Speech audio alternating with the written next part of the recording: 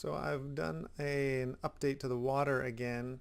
I've done a lot of thinking about the low poly style that I was initially going for, and I started asking myself, is this low poly? And I kept saying it's not really low poly. Then I'm like, well, then what is it? Because I think I had an idea in my mind, and then I was actually doing something, and so I started kind of coming together about like, well, how is it a simplification using low poly, and what exactly is the style? So what I'm trying to get at is a simpler, cleaner style that blends in better with the environment.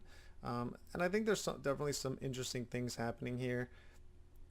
It's just the next iteration. It still has some, signs of the old water, but I also then changed the terrain to have a lot more detail. So those faceted things that used to be here, I got rid of. So there's still that texture pattern. I also reworked the whole level of detail is basically pumped up way high, because now the grass has a detail that almost blends in with the grass terrain texture blends in with the grass a lot more, because it's actually a texture of that grass. The normal is baked into it, so the colors are exactly the same.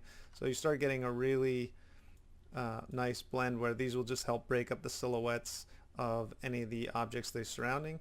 I don't necessarily love like these hard lines of the breakup of that, but that's kind of, I kind of chalk that up back to being temp. Kind of, even looking at like cloth and asking myself, do I want to add some other colors into the faces of the cloth? These are things I'm still playing with. I like that it's more detail. I don't like, it doesn't quite work for me because it feels almost digitally faceted, where I don't feel other things are digitally faceted, if that's even a term for it. But yeah, so let's get over to where we can see the dirt.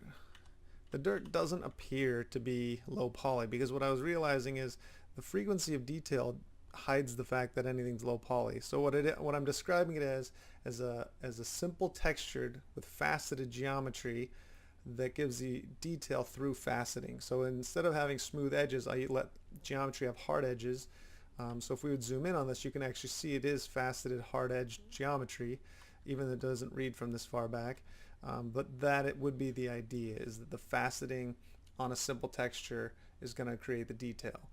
So detail through modeling, generally not through normal maps. And yeah, so kind of low. I think it definitely changes a lot of like how that environment looks, and the overall art style, because of that detail level is going to carry through a lot of other assets. So small update.